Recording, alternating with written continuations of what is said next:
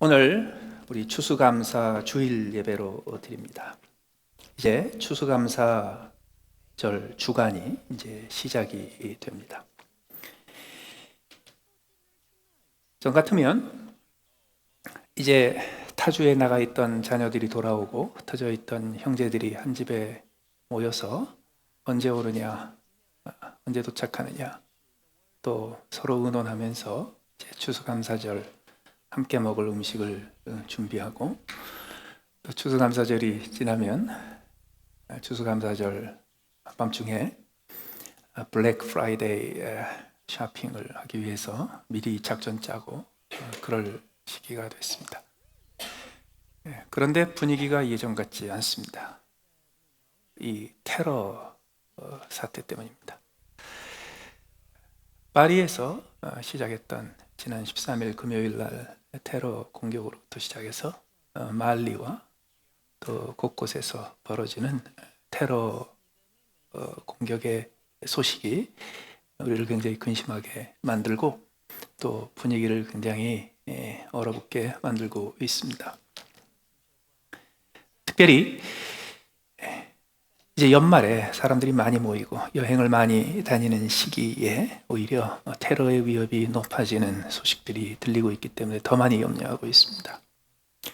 한국에서는 북한산을 배경으로 테러 집단의 깃발을 휘날리면서 구호를 외치는 동영상이 알려지면서 걱정하기 시작했고, 미국에서는 그게 몇 달 전부터 만든 동영상을 짜깁기 한 것이라는 설명이 나왔음에도 불구하고 자살, 폭탄, 테러를 기도하는 사람들이 뉴욕 길거리를 활보하는 듯한 동영상이 등장하면서 더 많은 사람들이 염려하고 걱정하게 됐습니다.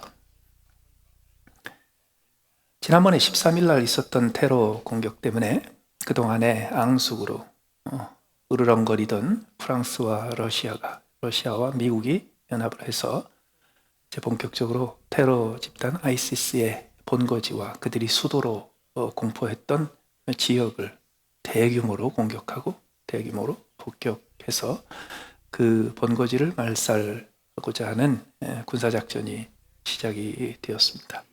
그럼에도 불구하고 우리의 가까이, 우리 사는 근처에 있을지도 모르는 테러에 대한 걱정이 사라지지 않고 있습니다.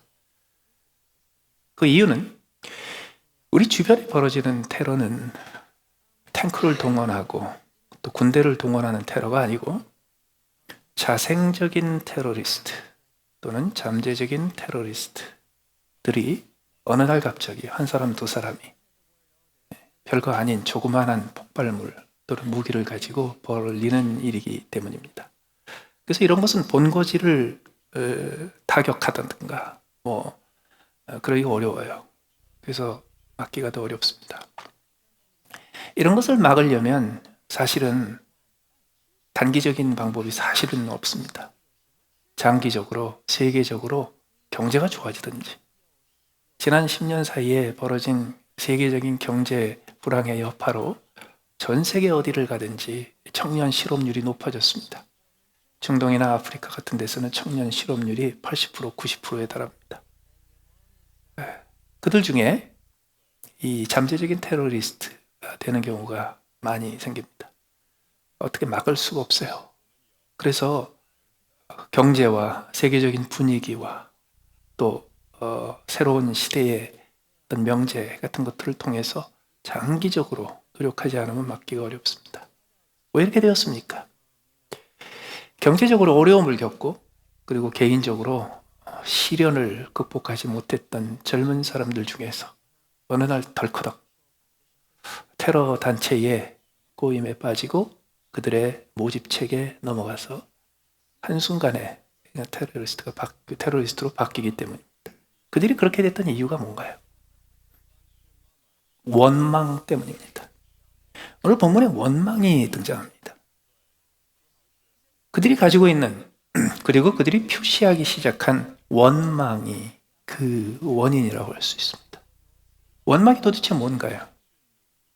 원망은 어느 날 우리 아버지를 죽인 원수가 생겨서 그 원수를 내가 평생 증오하고 그 원수 갚기 위해서 평생 그 뒤를, 뭐 그런 거 아닙니다. 원망은 내게 닥친 불우한 일, 내게 닥친 어려운 일, 내게 닥친 힘든 일을 내 탓으로 하지 않고 남의 탓으로 하는 겁니다. 남 탓을 하는 것이 원망입니다. 전 세계적으로 청년들을 향하여 경제적인 어려움, 인생의 꿈이 없어지고 또 인생의 길이 막히는 그런 답답한 상황이 벌어지면서 그들 중에 많은 사람들이 원망하기 시작했어요. 다시 말해서 남 탓을 하기 시작했습니다. 이것은 나라 탓이고, 이것은 우리 조상 탓이고, 나를 낳아준 부모님이 나를 금수저 물고 태어나지 않게 하고 흙수저 물고 태어나게 했고, 내가 학교를 잘못 간 탓이고, 학벌 사회를 만든 이 교육 정책 때문이고, 이게 커지고 커지다 보면 이거는 다 잘 사는 서구 국가 때문이고, 이렇게 바뀌는 거예요. 그럼 그다음부터 어떻게 합니까? 남 탓을 하다 보면 그 남들이 원수가 되는 겁니다. 여러분, 인류의 문명은 크게 두 가지로 가를 수 있습니다. 내 탓이다라는 문명과 남의 탓이다라는 문명입니다. 내 인생에서 벌어진 힘들고 어려운 일, 그것은 다 내 힘으로는 할 수 없는 거야. 그건 내가 선택한 일이 아니야. 그거는 불가항력적으로 내게 닥친 일이야. 그래서 그건 어떤 것도 내 탓이라고 할 수가 없어. 그렇게 남 탓으로 원인을 돌리기 시작하는 중에서도 그나마 건강하고, 그 다음에 그래도 어떻게 해서든지 살아보려면 길이 하나밖에 없어요. 빨리 포기하는 거예요. 빨리 포기하고 빨리 생각 접고 다 받아들이고, 이게 고대로부터 내려온 힌두교와 불교, 도교로 이어지는 전통입니다. 그러나 또 한편 남 탓도 있겠지만 그래도 내 탓이 더 커. 남 탓할 게 뭐 있어. 내 탓이 다야. 그래서 성경은 안 믿어도 하늘은 스스로 돕는 자, 하늘은 스스로 노력하는 자를 돕는다. Heaven helps those who help themselves. 그걸 철저하게 믿고 내 탓이야, 내가 하기 달렸어. 그런 문화가 또 있어요. 그런 문화에서 도전자가 나오고 탐험가가 나오고 프론티어맨이 나오고 파이오니어가 나오고 그래요. 원망은 그렇습니다. 내 탓이 아니라 다 남 탓으로 돌리는 거예요. 그런데 이 원망이 모든 악의 근원이 되기도 합니다. 오늘 본문에 보면, 오늘 본문은 바울 사도가 출애굽 이후에 광야 생활 40년을 거쳤던 조상들에 대한 이야기를 하고 있습니다. 그들이 광야에서 참 고생 많이 했습니다. 그들이 광야에서 참 힘든 일을 많이 겪었습니다. 근데 그렇게 그들이 힘들고 고생스러운 광야 생활을 했던 이유들을 열거하면서 그 이유들의 결론 마지막으로 제시했던 가장 중요한 원인이 바로 이겁니다. 그들 가운데 어떤 사람들이 원망하다가 멸망시키는 자에게 멸망하였나니 너희는 그들과 같이 원망하지 말라. 그들의 원망이 어떤 결과를 낳았나요? 이 원망은 독소와 같습니다. 이 원망은 모든 것을 독으로 바꿔버립니다. 어떤 일이 벌어졌어요?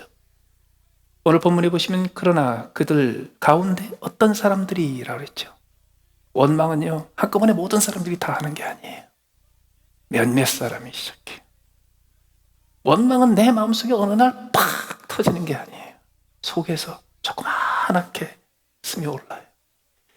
그러나 그것이 금방 불길이 돼버리고요. 한두 사람이 원망한 것이 금방 모든 사람들에게 번져버려요. 그들이 원망하다가 어떻게 됐나요? 그들이 원망하다가 멸망했어요. 멸망하는 과정이 어떻게 됩니까? 5절에 보시면 그러나 그들의 다수를 하나님이 기뻐하지 않으셨으니 하나님이 기뻐하시지 않습니다. 가장 하나님 나라에 어울리지 않는 것 중에 하나가 바로 이 원망입니다. 왜? 남 탓하다가 보면 결국은 누구 탓으로 가는데요? 하나님 탓으로 가요. 그들이 원망하는 것을 하나님이 기뻐하지 않으셨기 때문에 그들이 어떻게 됐습니까? 광야에서 멸망을 받았습니다. 여러분, 그들이 원래 원망하지 않았으면 그들이 홍해를 거쳐 애굽을 탈출한 후 일주일 만에 가나안 땅에 들어갈 수 있었습니다. 그들이 가나안 땅 바로 코앞에서 정탐꾼을 보내요. 그 가나안 땅의 사정을 들었을 때 그들은 절망합니다. 낙담합니다. 그리고 그들의 절망과 낙담은 원망으로 바뀌었습니다. 누가 우리를 여기까지 데려왔냐? 잘 살고 있는 우리를 애굽에서 여기까지 끌어오게 도대체 누구냐? 그들의 원망 때문에, 하나님이 기뻐하시지 않는 그들의 원망 때문에 그들은 7일이면 들어갈 수 있는 가나안 땅을 들어가지 못하고 그 다음부터 40년 동안 헤매게 됩니다. 더 나아가서 이 원망은 악을 낳습니다. 6절에 보시면 이러한 일은 우리에게 본보기가 되어 우리로 하여금 그들이 악을 즐겨한 것 같이 즐겨하는 자가 되지 않게 하려 함이. 원망을 하게 되죠. 남 탓을 하게 되죠. 그러면 남 탓을 하게 되면 남을 괴롭히고 남에게 해를 끼치는 것을 거리끼지 않게 됩니다. 오히려 그것을 즐거워하게 됩니다. 테러리스트가 생기는 거죠. 사람들에게 고통을 안겨주고 아픔을 안겨주면서도 그것을 즐거워하는 사람들이 생깁니다. 그들 가운데 어떤 사람들과 같이 너희는 우상 숭배하는 자가 되지 말라. 우상 숭배는 뭔가요? 궁극적으로 원망은 하나님께 그 탓을 돌립니다. 하나님께 그 탓을 돌리게 되면요, 아주 쉽게 하나님 대신 할 수 있는 것을 찾게 됩니다. 그 우상 숭배입니다. 더 나아가서 성경에서는 우상 숭배와 음행을 똑같은 것으로 취급합니다. 왜 똑같습니까? 이 두 가지는 영원히 끊을 수 없는 충성을 맹약했다가 그 충성의 맹약을 배신하는 겁니다. 왜 그런 일이 생겨요? 하나님에게 원망이 돌아갑니다. 아내에게 원망이 돌아가고 남편에게 원망이 돌아가고 부모에게 원망이 돌아갑니다. 그럴 때 생기는 게 우상숭배요. 그리고 그럴 때 생기는 게 음행이에요. 성경은 우상숭배하는 사람들이 앉아서 먹고 마시며 일어나 뛰논다라고 기록했어요. 그게 쾌락이 있어요. 그게 즐거움이 있어요. 그걸 즐거워해요. 그러다가 결국 하나님에게 도전합니다. 주를 시험합니다. 하나님이 과연 자격이 있습니까? 이런 거 해낼 수 있습니까? 하나님이 그런 것을 해낼 수 있느냐 없느냐를 떠나서 무한하신 능력과 한없는 권위와 하늘 끝에 땅 위에 모든 것 위에 뛰어난 권세와 권위를 가지신 하나님을 시험하는 것 자체가 배신과 같은 도전입니다. 그 결과가 어떻게 됐습니까? 그들이 멸망하게 됩니다. 그래요.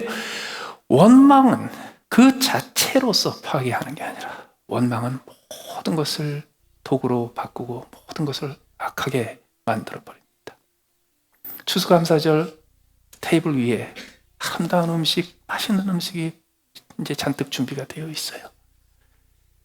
그 음식을 만들기 위해서 터키를 고르고 며칠 동안 준비를 하고 그리고 몇 시간 동안, 10시간 동안, 5시간 동안 터키를 굽고 그리고 정성스럽게 풍성한 식탁을 만들었어요. 다 같이 모였어요. 보암직도 하고 먹음직도 하고 그리고 살찌게 할 만큼 기름지게도 보이는 음식이 가득 달려있어요. 그런데 먹기 전에 마지막으로 뿌려야지. 그래서 치즈를 뿌리고 마지막 향신료를 뿌린다고 뿌리는 게 실수를 해가지고서 하얀 쥐약가루를 다 뿌렸어요. 그럼 어떻게 됩니까? 아무리 잘 만들어도 아무리 맛있게 만들어도 못 먹습니다. 바로 원망은 그런 역할을 합니다. 원망은 우리 속에서 샘솟듯 솟아나오면서 우리 안에 모든 것을 도구로 만듭니다. 우리의 면역력을 떨어뜨리고 우리를 병들게 만들고 우리의 마음과 우리의 영혼이 힘을 잃게 만듭니다. 그런데 그 원망은 금방 다른 사람한테도 퍼져서 모든 사람들을 원수로 만듭니다. 그리고 그 원망은 또 다른 사람들한테 전염이 돼서 수많은 사람들이 이제 원망하는 문화 속에 들어가야 됩니다. 그렇게 되면요, 7일 만에 도달할 수 있는 낙원을 40년을 헤매도 들어가지 못하도록 하나님이 우리를 위해서 예비하신 모든 풍성한 낙원을 다 문을 닫아버리는 게 원망입니다.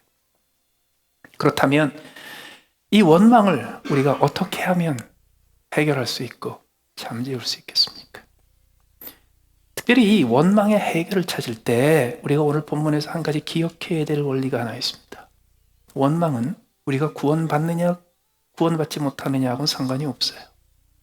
오늘 본문의 1절에 형제들아 나는 너희가 알지 못하기를 원하지 아니하노니, 바울 사도가 이런 얘기하는 건 뭐냐면 그 당시에도 성도들이 항상 이 문제에 대해서 헷갈리고 있어서 그랬어요. 무슨 문제? 우리 조상들이 다 구름 아래에 있고 바다 가운데로 지나며 모세에게 속하며 다 구름과 바다에서 세례를 받고 다 같은 신령한 음식을 먹으며 다 같은 신령한 음료를 마셨으니 이게 다 무슨 뜻이냐고, 이는 그들을 따르는 신령한 반석으로 마셨음에 그 반석은 곧 그리스도라.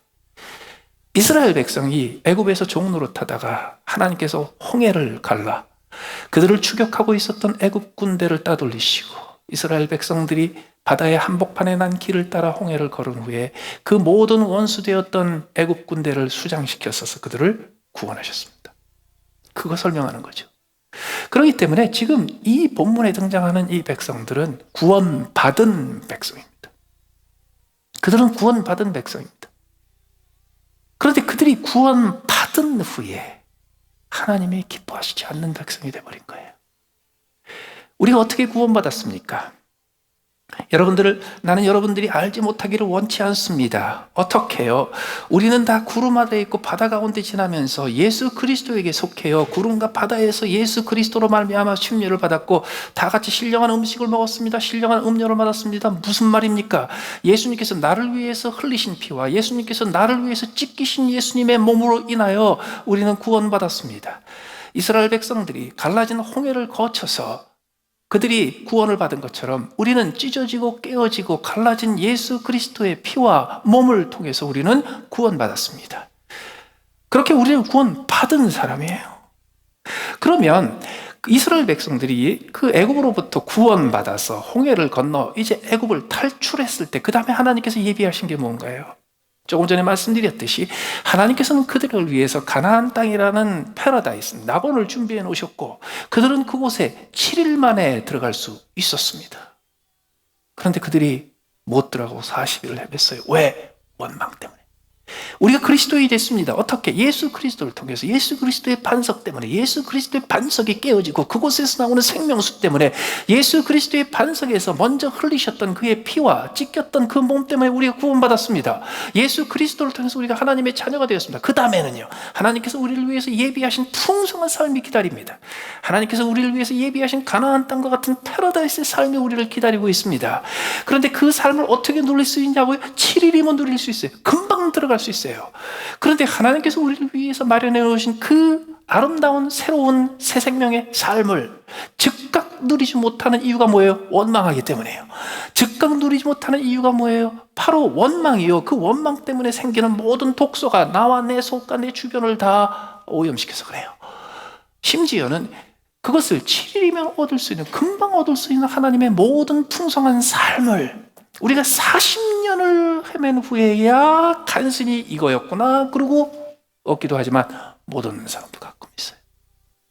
그렇기 때문에 이 원망은 우리를 천국 가게 하느냐 부지옥 가게 하느냐 그런 구원과는 상관이 없습니다.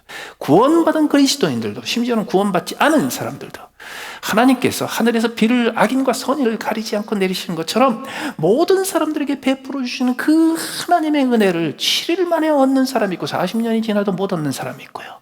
구원받은 그리스도인에게 있어서도 하나님께서 특별히 하나님의 자녀를 위해서 예비해 놓으신 풍성한 아름다운 복된 그리스도의 삶을, 우리 그리스도의 삶을 즉각 누리는 사람이 있고 오랫동안 누리지 못하는 사람이 있고 평생 못 누리는 사람도 있습니다. 그렇기 때문에 이것은 그리스도인으로 거듭난 후에 우리가 어떻게 행복한 삶을 사느냐, 어떻게 복된 삶을 사느냐, 어떻게 풍성한 삶을 사느냐와 직결되어 있습니다. 더 나아가서 오늘 본문에 보시면 그들에게 일어난 이러한 일은 본보기가 또한 말세를 만난 우리를 깨우치기 위해서 기록되었느니라. 우리가 사는 삶이 말세가 됩니다. 말세가 된다는 얘기는 뭐예요? 우리로 하여금 원망하게 만들 수 있는 요소들이 날이 가면 갈수록 늘어난다는 겁니다. 시간이 가면 갈수록 내가 원망할 수 있을 만한 일, 사건들이 내 삶에서 훨씬 더 많이 벌어지고요. 내 주변에서 훨씬 더 많이 터지기 시작합니다. 그럴 때 우리가 어떻게 흔들리지 않고 어떻게 그리스도인의 삶을 포기하지 않고 계속 살아가며 더 나아가서 그런즉 선줄로 생각하는 자 넘어질까 조심하라. 이 원망은 뭐와 관련이 되어 있냐면 성숙과 관련이 되어 있습니다. 성장하는 것과 관련이 되어 있습니다. 그리스도인으로서 삶을 시작하여 신앙생활하여 열심히 주님께 쓰임받는 섬기는 삶을 살다가 어느 날 덜커덕 넘어질 수 있단 말이에요. 언제? 무엇 때문에? 원망 때문에. 그럼 이 원망을 어떻게 해결해야 됩니까? 원망을 해결하기 위해서 그 원망의 근원되는 특징 하나를 여러분 기억해야 합니다. 그것은 뭐냐면 원망은 그 원인이 내 안에 있다는 겁니다. 내 밖에 있지 않습니다. 원망은 내 안에서 솟아나는 겁니다. 원망의 의미가 뭐라고 그랬어요? 남 탓이라고 그랬죠. 원망은 원래 내 속에서 벌어진 내 문제예요. 원망의 원인은 나한테 있지 내 밖에 있지 않습니다. 그런데 그 원망이 터져나올 때 우리는 즉각 어떤 방향으로 돌아서요? 이건 내 문제가 아니야. 내 밖에. 아니에요. 제일 먼저 우리가 깨달아야 될 건 이거예요. 원망은 내 안에서부터 시작하는 거예요. 원망은 내 밖에서 어떤 일이 벌어졌고, 원망은 내 인생에 어떤 악한 일이 밖에서 닥쳤는가 하고 별로 상관이 없어요. 아무런 상관이 없어요. 그것을 내가 원망하는 이유는 내 속에 있는 원인 때문에 그래요. 그렇기 때문에 예수님께서 그렇게 말씀하셨어요. 너희를 더럽히는 것은 밖에서 너희 안에 들어가는 것이 아니라 너희 안에서 나오는 것이 너희를 더럽히는 거라고. 그 중에 하나가 이 원망이에요. 이 원망은 뭐하고 비슷하냐면요, 생맹하고 비슷합니다. colorblind.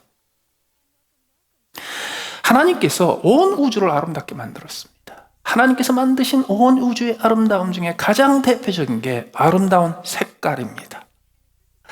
하나님께서는 온 세상을 아름다운 색깔의 조화를 맞추셔서 너무너무 아름답고 황홀하게 만드셨습니다. 그리고 그 색깔은 내 밖에 있습니다. 하나님이 펼쳐놓으신 거예요. 그런데 그것을 모든 사람들이 그 색깔을 보고 즐거워하는 반면 그 중에 그 색깔을 못 보는 사람들이 있습니다. 생맹입니다. colorblind입니다. colorblind 된 사람은요, 여러 가지 다양한 색깔 중에서 어느 한두 가지 색깔을 못 봅니다. 그래서 그 눈에는 그 색깔이 빠져 있어요. 생맹이 좀 심한 사람들은요, 운전할 적에 신호등 색깔을 구별을 못 합니다.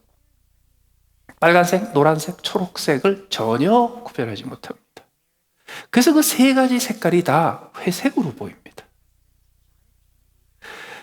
그래서 운전할 때 색깔로 신호등을 구별하지 못하기 때문에 위치로 구별합니다. 위치로. 여러분 주변에 생명이 하는 한번 물어보세요.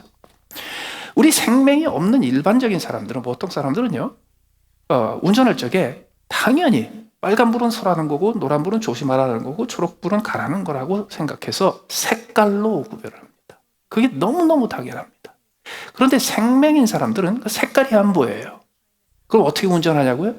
우선 불이 켜졌는지 안 켜졌는지는 알아요. 밝고 어두우니까. 그래서 세 개 중에 어떤 게 밝은지는 눈에 보여요. 그런데 나머지 색깔이 거의 안 보이거든요. 그럼 어떻게 구별하는가? 위치로 구별합니다. 생명이 아닌 분들은 그거에 대해서 전혀 관심이 없겠지만은, 이 조금이라도 생명 때문에 고생하는 사람들을 위해서 모든 신호등들은 일정한 법칙에 따라서 만들어집니다. 어떤 법칙인가? 항상 제일 위에 게 빨간색입니다. 중간 게 노란색이고 밑에 게 초록색입니다. 이게 뒤집히는 법이 없습니다. 항상 위에서도 빨강, 노랑, 초록 이렇게 되어 있습니다. 한번 보세요. 예외가 없습니다. 특히 미국은 우측 통행을 하는 나라입니다. 그래서 신호등이 가로로 되어 있을 때는 항상 왼쪽이 빨간색, 가운데가 노란색, 오른쪽이 초록색입니다. 항상 그렇게 되어 있습니다. 그렇기 때문에 보통 사람들은 신호등을 볼 적에 색깔을 보고 가고 안 가고를 정하죠. 색깔을 보고 위험한지 안 위험한지를 정하죠. 그러나 생명인 사람은 전혀 다른 세계에서 삽니다. 그들에게는 색깔이 보이지 않기 때문에 위치로만 파악을 합니다. 여러분, 이 원망이 있는 사람, 원망에 사로잡힌 사람, 원망이 솟아나는 것을 제거하지 못하고 그 원망의 독소에 치고 사는 사람들은 세상을 꼭 그렇게 봅니다. 모든 색깔을 보지 않습니다. 그 중에 몇몇 색깔을 못 봅니다. 그리고 자기가 보지 못하는 색깔이 존재한다는 사실을 꿈에도 생각하지 못합니다. 그리고 세상은 원래 그런 색깔이라고 믿고 삽니다. 그렇게 되면 어떻게 돼요? 원망은 계속 원망으로 이어집니다. 그래서 제일 먼저 깨달아야 될 것이 이거예요. 원망은 내 안에서 시작하는 거라고. 그거는 내가 고쳐야 돼요. 내 안에서 고쳐야 돼요. 그러면 원망을 어떻게 고쳐요? 여러분, 우리 안에서 원망이 나오다가 어느 날 원망이 딱 그치는가? 그렇게 되지도 않습니다. 우리는 아직 그 수준이 아니에요. 그 수준이 되려면 천국 가야 돼요. 천국 가기 전에는 아직 우리는 그 수준이 아니기 때문에 우리 안에서 조금이라도 기회가 있으면 원망이 펑펑펑펑 쏟아져 나옵니다. 그럼 그걸 어떻게 우리가 다스립니까? 그렇게 어렵지 않습니다. 쌓이지 않게 하면 돼요. 그리고 원망이 나올 적에 빨리 그것을 희석시키면 돼요. 그래서 원망이 나오더라도 그것이 독해지지 않고 그것이 댄스해지지 않고 그것이 강해지지 않도록 계속 희석시키면 됩니다. 그럼 원망을 어떻게 희석시킬 수 있습니까? 예수님께서 이 땅에 33년을 사시는 동안에 3년 동안의 공생애를 사셨습니다. 그 3년의 공생애 동안에 예수님께서 우리의 구원의 길을 만들어 놓으시고, 그리고 우리가 예수 믿고 나서 계속해서 하나님이 기뻐하시는 삶을 살 수 있도록 하기 위해서 우리에게 예식을 정해 주셨어요. 우리가 지켜야 될 종교 의식을 정해 주셨습니다. 그게 성찬식입니다. 성찬식은 뭡니까? 우리가 떡과 포도주를 먹고 마시면서 나를 위해서 죽으신 예수님의 몸을 기념하고 나를 위해서 죽으신 예수님의 피를 기념합니다. 다시 말해서 예수님을 기념하되 예수님이 나를 위해서 찢기시고 나를 위해서 피 흘리셨다는 사실을 통하여 예수님을 기억합니다. 왜 그게 필요해요? 우리가 한 번 예수 믿을 때만 예수님이 나 같은 죄인을 위해서 죽으셨구나. 그래서 나를 구원하셨구나. 그리고 그 다음부터는요, 그거 잊어버리고 살면 어떻게 됩니까? 하나님이 기뻐하시지 않는 사람이 됩니다. 어떻게? 원망에 사로잡혀서 사는 사람이 됩니다. 근데 그 원망에 사로잡히지 않으려면 어떻게 됩니까? 우리가 낙심하고 실망하고 원망하는 그런 순간에도 그때그때마다 주님을 기억해야 돼요. 어떤 주님? 나를 위해서 죽으시고 나를 위해서 찢기시고 나를 위해서 피 흘리신 그분을 기억해야 돼요. 그 원망이 사라져요. 그와 마찬가지로 모세가 이 땅에서 40년을 살다가 세 번째 40년을 광야에서 살았습니다. 그 광야의 생활을 시작할 적에 모세를 통해서 하나님이 이 원망하는 하나님의 백성들이 그 원망에 사로잡혀서 살지 아니하고 매일매일 그 원망을 희석시켜서 원망이 독해지지 않고 원망이 강해지지 않도록 하기 위해서 제정하신 게 있습니다. 그게 제사입니다. 제사의 본질이 무엇인가? 제사의 본질은 속죄제를 통해서 나는 하나님을 두려워하는 대상이 아니라 나는 하나님 앞에 큰 어려움 없이 불편 없이 내가 자유스럽게 나가서 하나님을 만나뵐 수 있는 하나님과 평화를 누리는 사람입니다라는 것을 확인하는 게 첫 번째입니다. 두 번째로는요, 그 하나님 앞에 나와서 하나님 앞에 감사드리는 겁니다. 하나님이 내게 베풀어 주신 축복이 있습니다. 내가 천년매를 맞이를 거둘 때, 내가 첫 양의 새끼를 얻을 때 이것은 다 하나님이 내게 주신 축복이라는 것을 내가 기억합니다. 하나님 감사합니다 라고 감사의 제사를 드립니다. 그 감사의 제사에 따르는 게 있어요. 하나님 앞에 봉헌의 제사를 드리는 거예요. 그래서 하나님께서 이스라엘 백성들에게 구원받은 직후에 호렙산 밑에서 그들에게 제사의 제도를 가르쳐 주시면서 그 제사의 가장 중요한 의미 세 가지를 매주 한 달에 몇 번씩 1년이 지나가기 전에 정기적으로 꾸준히 일상적으로 느끼게 하셨어요. 어떤 것을? 늘 하나님과 나는 싸우는 대상이 아니야. 하나님과 나는 잘 지내는 대상이야. 그 하나님은 나에게 항상 축복하시고 은혜를 주시기 때문에 나는 그 앞에 찬송하며 노래하며 감사하며 나가야 돼. 내가 찬송하며 노래하며 감사하며 나가는 구체적인 표현이 무엇인가? 하나님 앞에 드리는 거예요. 여러분, 원망하는 사람, 그래서 그 삶이 원망에 사로잡힌 사람들의 두드러진 특징 하나가 있습니다. 원망에 사로잡힌 사람은요, 항상 이런 믿음을 가지고 살아요. 나는 다 뺏긴 사람이야. 나는 다 뜯긴 사람이야. 누군가가 내가 가지고 있는 걸 다 뺏어가고 뜯어가져서 나는 남은 게 하나도 없는 사람이 나는 얼마나 불쌍한고. 그런데 어느 날 원망이 해결이 되고 그 원망이 희석이 되고 원망 때문에 하나님이 기뻐하시지 않는 존재가 이제는 원망하지 않고 하나님이 기뻐하시는 존재가 되면 그 다음부터 어떻게 되는지 아세요? 다 뺏긴 사람이 아니야. 나는 내가 조금 잃어버린 것 같았지만 사실은 나는 잃어버린 것보다 얻은 것이 훨씬 많은 사람이야. 그럼 그 다음부터 어떻게 됩니까? 하나님 앞에 나갔을 때 기뻐합니다. 하나님 앞에 나갔을 때 찬송할 수 있게 됩니다. 하나님 앞에 나갔을 때 노래할 수 있게 됩니다. 그 노래하는 이유가 뭐고 기뻐하는 이유가 뭐예요? 그것이 감사합니다. 하나님 앞에 감사의 제사를 드립니다. 근데 그 감사의 제사가 입으로만 드리는 제사가 아니고 감사의 제사가 정해진 룰대로 정해진 규정대로 드리는 그런 의식적인 행사가 아니라 그것이 내 마음에서 나오는 진정한 표현이라는 것을 보여드리기 위해서 무엇을 합니까? 드립니다. 내 삶에서 나눕니다. 내가 나누고 내가 드리기 시작할 때 무엇을 입증하는 줄 아세요? 나는 다 뺏긴 희생자가 아니라 나는 아직도 풍성하게 가진 것이 많은 사람이야. 이걸 고백하는 거예요. 그런데 이것을 10년에 한 번, 평생에 한 번 하는 게 아닙니다. 매일 하라는 거예요. 아침 저녁으로 하라는 거예요. 안식일마다 하는 것이고 주일마다 하는 것이고 밥을 식사를 대할 때마다 주님의 이름을 부를 때마다 하라는 거예요. 그렇기 때문에 추수감사절 1년에 한 번 있는 행사이지만은요, 그러나 추수감사절 다 모아가지고 감사절 1년에 한 번 하고 땡 할 일이 아니에요.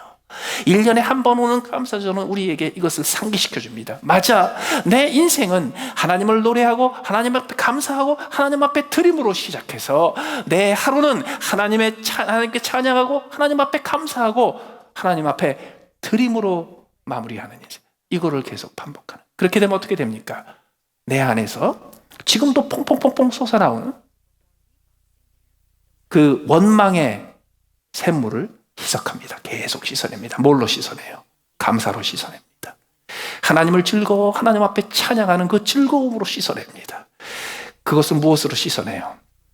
그것을 내가 움켜쥐고 있고 내가 맨날 뺏긴 것, 내가 잃어버린 것만 가지고서 울분을 품고 사는 것이 아니라, 아니야, 나는 아직도 부자야. 아직도 가진 것이 많은 사람이야. 그러면서 내어주고 풀어주고 드릴 때, 그때 우리 안에 있는 그 원망이 희석되기 시작해요. 그래서 그 다음부터는 우리 안에 설령 조그마한 원망할 만한 이유가 있을지라도 그것은 금방 사라지고 그것은 우리에게 독이 되지 못해요. 우리의 몸을 쇠약하게 만들지 못하고 우리의 면역 체계를 떨어뜨리지 못하고 우리에게 있는 암세포를 만드는 도움을 주지 못하고요, 우리의 기쁨을 뺏지 못하고 우리의 영혼을 끌어당기지 못하고 내 주변에 있는 사람들을 해치지 아니하고 내 주변에 있는 사람들한테 공격하지 아니하고 내 주변에 있는 사람들에게도 그들 가운데 있는 원망이라는 독소를 제거해서 그들도 똑같이 노래할 수 있고 찬양할 수 있고 감사할 수 있고, 그리고 그들도 함께 나눌 수 있는 축복받은 삶을 시작할 수 있게 만들어요. 어느 교회 집회를 갔습니다. 집회를 시작하기 전에 조금 일찍 가서 제가 강의 때나 설교 때 쓸 수 있는 그런 파워포인트 프레젠테이션을 미리 테스트를 딱 하는데요, 뒤에 있는 저 컨트롤 박스에 들어가서 컴퓨터에 이걸 딱 넣고 파일을 넣고 딱 돌리는데 제대로 나왔어요. 그런데 이 앞에 있는 스크린을 딱 보니까, 저기 본당 앞에 있는 스크린을 딱 보니까 색깔이 좀 이상해요. 영 색깔이 이상해요. 뒤에 있는 컨트롤 룸에 있는 모니터에는 색깔이 제대로 나오는데 저 앞에 있는 스테이지에 있는 스크린에는 영 색깔이 이상하게 나오는 거예요. 그래서 거기 있는 형제들로 색깔이 좀 이상한데 어떻게 좀 해보라고 그랬더니 뭘 이렇게 만지고 어쩌고저쩌고 뭐 하더니 색깔이 조금 좋아졌는데 그래도 영 아니에요. 목사님 마침 오셨길래, 목사님 저 아무래도 여기는 괜찮은데 저 색깔이 좀 이상하네요. 그랬더니 우리가 좀 원래 색깔이 좀 이상해요 그러는 거예요. 네. 그래서 색깔을 좀 여기 손을 봐야지 좀 제대로 나와요 그러는 거예요. 근데 아무리 색깔을 손을 대도요, 영 향상이 안 돼. 그래서 제가 속으로 딱 생각이 들어서 테스트를 해봤어요. 이쪽 컴퓨터에서 다 지우고 다 내리고 그리고 슬라이드를 하나 딱 올렸는데, 그 슬라이드는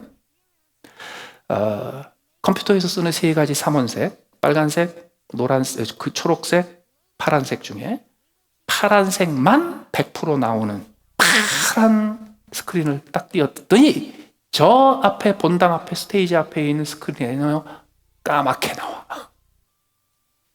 이게 무슨 얘기냐면, 컴퓨터는 요새는 HDMI는 그렇게 안 되지만 그 옛날에 쓰던 VGA는 항상 세 개의 선을 통해서 세 가지 컬러가 갑니다.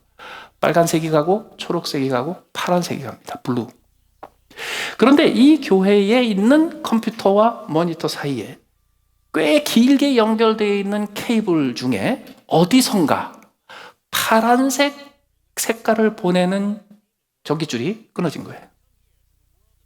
아무리 컴퓨터 모니터에서 제대로 된 색깔이 나와서 그걸 보내도 저 본당 스테이지에 있는 많은 사람들이 보는 그 스크린에는요, 파란색이 빠지는 거예요. 그런데 놀라운 사실은 그 시설을 설치한 지 4, 5년이 됐는데 그동안에 아무도 파란색이 빠졌다는 사실을 모른다는 사실이에요. 그리고 색깔이 좀 이상하네? 이러고 있어요. 그리고 파란색이 빠진 것을 보정하기 위해서 어떻게 했냐면요, 빨간색과 초록색을 조금 줄였어요. 그러니까 볼만은 해. 근데 영 색깔은 아니에요. 그런데 전교인이 거기에 익숙해져 있는 거예요. 그게 당연한 거예요. 여러분, 우리 안에 씻어내지 못하고 희석하지 못하는 원망이 쌓여서 그게 터지기 시작하잖아요. 그럼 어떻게 되는가? 우리를 생명으로 만들어버리는데, 우리의 생명으로 만들어버리는 그 원망은 하나님의 일을 보여주는 파란색을 끊어버려요. 그리고 우리 인생에서 나머지 두 색깔, 빨간색, 내 인생에 내가 어찌할 수 없고 내 능력 밖에 있으면서도 끊임없이 내 인생에 짐을 안겨주고 고통을 안겨주고 나에게 피해를 안겨주는 내 인생의 빨간색만 보여줘요. 그리고 그 빨간색과 함께 내가 그래도 어떻게 버텨보려고 아등바등 내 힘으로 열심히 노력한 초록색만 보여줘요. 그런데 내가 힘들지 않아도, 내가 노력하지 않아도, 내가 심지어는 간구하지 않아도 하나님께서 내게 주신 은혜와 하나님께서 내게 주신 그 축복의 파란색은 끊어져 버렸어요. 그리고 내 인생은 내가 닥친 붉은색의 힘든 일과 내가 그것을 견디기 위해서 내가 기를 쓰고 애를 쓰고 노력을 하고 노동을 했던 그 초록색 밖에는 안 남은 거예요. 그럼 그 다음부터 어떻게 해야 돼요? 이게 색깔이 시원찮으니까 말이죠. 빨간색도 줄이고 초록색도 줄이고, 아니면 초록색을 좀 늘리고 빨간색을 좀 줄이고, 별짓을 다 해봐요. 그래도 색깔은 더 이상 좋아지지 않아요. 그렇게 살다가 보면요, 그 다음부터 어떻게 되는지 아세요? 인생이 원래 그렇다고 생각해요. 인생은 원래 파란색이 없는 거라고 생각해요. 그래가지고 파란색이 없는 그 인생의 색깔에 익숙해져 버렸어요. 그런데 어느 날 하나님 앞에 평화로 나갑니다. 하나님을 원망하고 하나님을 부인하고 하나님을 모른 척하고 살다가, 아니구나, 이게 하나님 탓이 아니구나, 아니야, 하나님은 오히려 이것을 내 탓으로 돌리지도 않으시고 그것을 다 자기 아들에게 돌리시고 하나님께서 다 거기 갚으시고 나를 받아주셨구나. 그렇게 하나님 앞에 평화를 누리며 나오면 갑자기 파란색이 딱 켜져요. 그 목사님 들어요. 이 중간에 뭐가 컨택이 잘못된 거예요. 접촉이 분명히 선이 하나 끊어졌어요. 에이, 그럴 리가, 이거 전문가가 와서 4년 전에 다 설치한 건데. 틀림없이 그래요. 그래서 제가 중간에 이렇게 몇 번 만졌거든요. 근데 어디 커넥터를 하나 툭 건드리니까 퍽 나왔어. 갑자기 색깔이 밝아졌어. 어느 날 하나님 앞에 내가 원망하지 말아야지, 원망하지 말아야지, 원망하지 말아야지. 그러면요, 원망 없어지는 줄 아세요? 안 없어져요. 원망 없어지지 않도록 또 누가 원망 채워주는 사람이 생겨. 그럼 그 사람 탓해야 돼 또. 그렇게 없어지지 않아요. 원망은 희석시켜야 돼. dilute out 시켜야 돼. 무엇으로요? 찬양으로, 예배로, 감사로, 드림으로. 그렇게 해서 우리 안에서 원망이 조금씩 dilute 돼가지고 희석돼가지고 없어지면 갑자기 어느 순간 하나님의 은혜를 보여주는 색깔 파란색이 퍽 들어옵니다. 그럼 그때부터 갑자기 everything is colorful and vivid. 모든 것이 밝게 빛납니다. 그런데 그 아름다운 색깔 중에 여러분 기억하십시오. 빨간색이 있어요. 여러분, 우리 인생에 내가 어쩔 수 없는 누군가가 나에게 주는 그 힘들고 고통스럽고 아픈 그 빨간색이 없어지면 내 인생 편해질 것 같으죠? 하나님이 내게 주신 은혜의 컬러인 파란색만 살려놓고요, 누군가가 나에게 끊임없이 고통을 안겨주는 빨간색은 꺼버리면 우리의 인생이 굉장히 아름다울 것 같으죠? 안 그렇습니다. 어느 날 원망이 사라지고 그 원망의 자리에 감사가 차지하고, 원망이 사라지고 남 탓하는 것이 사라지고 오히려 하나님을 찬양하는 것이 그 자리에 자리 잡잖아요. 그러면 갑자기 우리의 인생에 하나님의 은혜를 상징하는 그 파란색이 쫙 비치기 시작하면, 그때까지 그렇게 보기 싫고 그렇게 지긋지긋했던 내 노력과 그리고 남들이 나에게 힘들게 지워줬던 그 모든 짐들이 오히려 그 순간 갑자기 아름다워져요. 하나님은 내 인생에 가장 아름다운 색깔을 만들기 위해서 하나님이 내게 주신 파란색의 은혜만 쓰시는 게 아니라 내 인생에서 내가 그토록 고통스럽게 짊어지고 갔었던 그 빨간색조차도 쓰신단 말이에요. 하나님께서 우리의 인생에 가장 아름다운 색깔을 펼쳐주실 때 그 색깔 속에는요, 내가 그렇게 힘들어했던 고통과 환난과 아픔이 반드시 들어있습니다. 그것을 견디기 위해서 내가 그렇게 아등바등 발버둥 치면서 노력했던 나의 그 희생과 노력이 거기 들어있어요. 언제 그게 아름다운 색으로 변하는지 아세요? 하나님의 은혜의 빛이, 막혔던 빛이 내 인생에 찾아오기 시작할 때. 언제 그 빛이 열리냐고요? 언제 그 빛이 내 인생을 비치냐고요? 하나님 앞에 원망하지 않고 감사하며 찬양하며 즐거이 하나님 앞에 나가 그 앞에 감사의 제사를 드리기 시작하고 그 감사의 제사를 입증하기 위해서 내게 있는 걸 하나님 앞에 드리고 내게 있는 것을 나누기 시작하고 내게 있는 것을 베풀기 시작할 때 그때 하나님의 은혜의 빛이 가득 차요. 그때 비로소 하나님이 의도하셨던 가장 아름다운 형용할 수 없는 환상적인 색깔로 여러분의 안과 여러분의 인생과 여러분의 주변이 아름답게 빛나게 될 것입니다. 같이 한번 기도하시겠습니다.